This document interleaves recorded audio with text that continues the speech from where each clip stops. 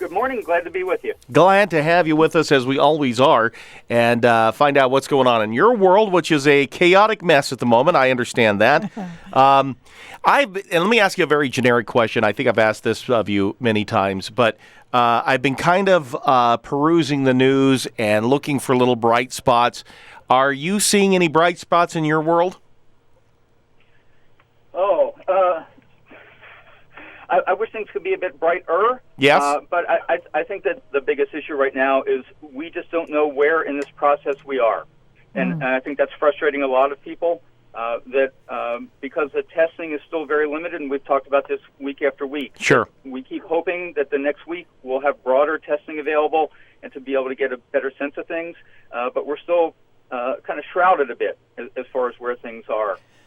Dr. Polsky, I happened to read your blog on To Mask or Not to Mask. Yeah. Oh, yes. I'm following Dr. Polsky all the time, wherever he is, Facebook or whatever. Let me ask you this. Has anything changed from when you posted that over the weekend to what we're hearing now from the CDC and the WHO? I don't think anything has changed in that regard, but this certainly has changed since we talked last week. Right. When masks at that point were still not recommended as a routine. And so it happened, I think, probably within 24 hours of when we talked last, that the CDC did come out with a more general recommendation for wearing masks. And so the encouragement right now is that when anytime anyone's going into an environment outside of their home where they're going to come in contact with other people, they should have some kind of face covering. On our website, on the CDC website, there are instructions for different ways that people can make their own face masks. We're discouraging people from trying to get medical-grade face masks because, as will continue to be said, that those resources are greatly needed for EMS workers, for hospital workers. So we're encouraging people to make their own. I made a bandana mask. I love it. And it's not very comfortable, but I mean, if it helps protect somebody against me or me against somebody or whatever the scenario is of late, I'm happy to do that. So let me ask you something. You might know the answer to this, you might not. We hear in the news about hospitals being overwhelmed. Are you guys in Calvert County and the hospitals in Calvert County, are you guys overwhelmed? Have you reached a point where you say we're overwhelmed? Fortunately, at this point, the contingency plans for those surge capacities have not needed to be enacted. Good. The hospital in Calvert, as I'm sure over in St. Mary's and Charles County, they all have their plans in place. And those spaces in the hospital. So one thing to keep in mind is that, as some people know, elective surgeries have been postponed. And so space in the hospital that normally would be taking care of patients coming out of the operating room that need very intensive monitoring for a period of time, those spaces are now available to use as essentially an overflow for ICU or for other monitoring. So there are spaces within hospitals that are now available. And again, at least in Calvert County, fortunately at this point, those have not needed to be used. I've heard some, for me, conflicting information this morning. And so one talking point is, look, we're going to have this mysterious peak somewhere around the 12th. Yeah, or Easter. Yes, okay. So if you're having a peak, then you would conclude that then you'd be coming down the other side. And then they say, well, but Baltimore and D.C., those are the next hot spots. So who's having the peak? Is it just New York? So there are certainly other areas around the country, and you may have heard in Louisiana, so New Orleans had quite a few cases. And there are other places, including areas in Maryland, where there are significant numbers of cases. One of the real challenges with this particular virus is that you see people into week 2 or sometimes week 3 all of a sudden take a downturn. And so when somebody tests positive, if they test positive early, it may still be another 10 days, 2 weeks before we hit. And we get back to the issue of we know that not enough people have access to testing. So as far as being able to make predictions of peaks and not peaks, those are still very much educated guesswork at this point. And what is the holdup from your perspective when it comes to testing? Is it the tests don't exist, or are they slow to roll them out, or is it why? the actual testing and how long it takes to get a diagnosis or a reading from the test? Yeah, so there are really three different areas that have been problematic. One is the test medium. So when you get a swab, if somebody gets a swab for strep throat, the swab doesn't just go into an empty tube. There is a liquid or a gel in there. So it's a different type of medium for virus than it would be for strep throat. That medium itself has been in short supply because they've never had to test on this scale this quickly. Second is that the lab sites that can test are limited. And then the third is when the lab actually runs a test, they need a reagent to run the test.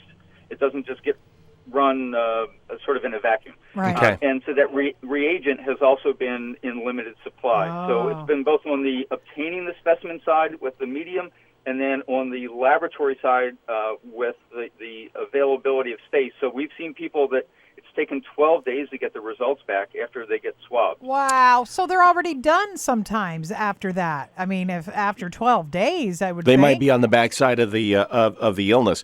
I made reference to this, and look, I'm not asking you to get into a fight with this guy. I'm just asking your opinion. What do you think about this? There's an epidemiologist who is saying, look, the way we're handling this nationwide is wrong. And this whole social distancing thing, all we're doing is protracting the disease and stretching it out. What we should have done is, here's the disease. Okay, let's expose it. Let's get it going and have on the backside a herd immunity that we will not get with social distancing.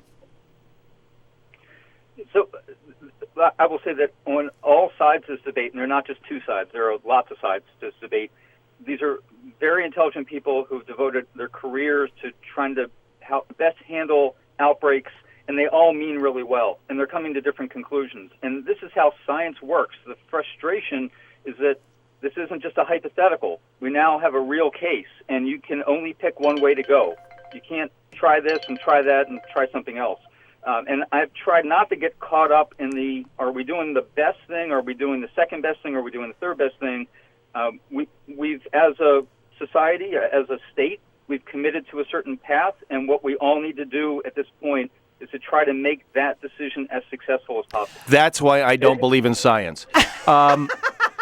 Now, with all due respect, Dr. Polsky, just tell him to shut up. You can do that. Well, and I know you're joking to a degree, and maybe some of it isn't a joke, but this is the reality of how science works in real time. Right. And we're used to seeing the end product after years and years of research and fine-tuning by the time it sort of hits prime time.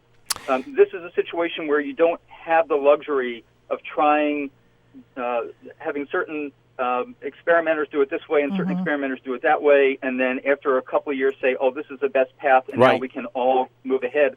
We have to pick a path, and the goal is to make that as successful as possible, and that gets back to wearing masks, keeping distances from people, because this is the path we're going. There's no turning the calendar back a month and a half and choosing a different way to approach this. Right. Okay, let me ask you this, because I'm sure you're familiar with this about the CDC saying that essential workers who have been exposed to COVID-19 should or could go back to work. What do you think about that?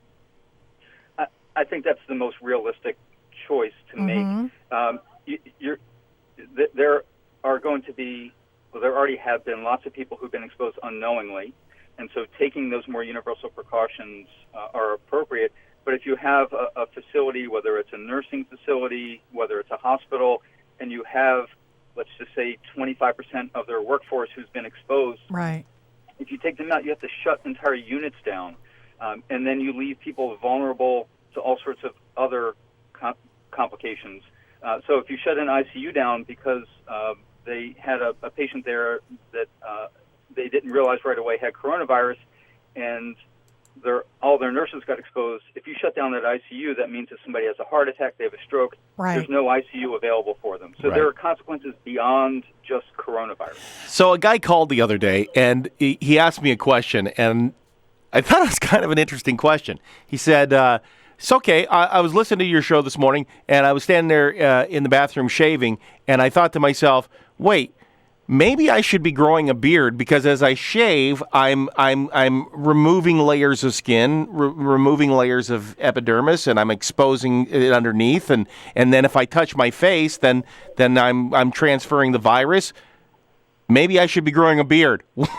What do you think about that beard growth? So that's one of the weirder but interesting questions that I've heard. So that really shouldn't be a problem. If the issue there would be if somebody would get a skin infection as opposed to a respiratory infection. So if there would be coronavirus on his razor, then that's an issue, but hopefully that wouldn't be the case. Right. And so just basic hygiene. But if you get a little nick in your skin, the virus doesn't infect you by going through your skin. Okay. So that would be an issue for something like Ebola, where tiny nicks in the skin could open up an entry point for Ebola virus to get into your bloodstream. But keep in mind, this is a respiratory, so it would have to get into your airway. And so nicks in the skin aren't going to increase the potential for something getting into your airway. All right. Okay, and a beard will not protect you either. Yeah, it depends on how big the beard is. Well, and so I'll throw the counter. And again, I don't think people need to drastically change in this regard. But if they're in a setting where they really need to wear a face mask for their own protection, and so Heather, getting back to your bandana, right? You were starting to move down this path. The purpose for you wearing a bandana is not protecting you, because the bandana is not going to protect viral particles from coming through. It's to trap droplets that are coming out of your mouth, so you're protecting other people. Oh, so I'm a hero at that point. Absolutely right, and so is everyone else who has been doing that. But for somebody who needs to wear a mask to protect themselves, the more facial hair they have, the harder it is to get a good seal around their face mask. So that's really the only situation where I would say that a beard could actually be counterproductive as opposed to protective. If you actually have to wear a mask to protect yourself against other people being ill, a beard would not be the way to go. Shave it off so you can get a firmer fit with the mask. Correct. Okay. I ask this every week. I will ask it again. Beyond the washing our hands and basic hygiene that we've spoke of, and trying to mitigate and social distance and so on and so forth. I have a question after this too. Go ahead. What, if anything, can we do, the general populace do, to help you guys at the hospital? And I think these are a few things that we've talked about in the past. Probably the most important is to make sure that people are calling ahead if they have any symptoms that could be consistent with coronavirus. They don't just show up, so that the hospital staff can make sure that they're not going to inadvertently walk in and infect other people. They'll anticipate, and they'll be ready to come in. And for some of those people, they may not need to come in. There may be other ways that they can get advice over the phone without physically having to show up. And that not only prevents potential transmission to hospital staff, but it also decreases the amount of protective equipment that they need to change on a regular basis, which is really critical at this point. Let me ask you this, because I see people, well, I haven't in a while because I haven't been out to a grocery store in a bit. They're wearing blue gloves, or any type of glove, like Mr. Clean, yellow, latex gloves. What are the gloves protecting you from? Because I think that if you're wearing the glove, then you go to the car and you have a virus on your hands, then you're putting it in the car, you take the gloves off, or you leave the gloves on, you take it into the house. Are gloves, people who are wearing these gloves, do they actually protect you from getting the virus? No, and so there are people who should be wearing gloves. Again, trained health professionals, and there's a few other circumstances. But for people who are just going out with gloves, I do worry that they are going to get a false sense of security, and they're not going to be washing their hands frequently. And you're absolutely right. If they pick up virus on those gloves and they touch their face, they're just as likely to transmit the virus to themselves as if they had done it with their bare hands. And if you start putting disinfectant on gloves, you start to degrade the material, and so not the greatest thing. So I would say for the average person out there, that the best thing is not to wear gloves. It's just to be wash your hands. Wash your hands. Have some hand sanitizer with you if you end up in a situation where you may potentially touch a common object that you're worried about. You can just put some hand sanitizer on, and then you move on. Otherwise, you would need to change gloves every time you got one of those situations, which realistically most people are not going to do. Right. That's what I was thinking. Okay. Dr. Polsky, thank you again for taking some time to chat with us. We appreciate these chats. I know I am echoing the same thing that many people, yourself included, is saying. I am tired of this virus. I'm so tired.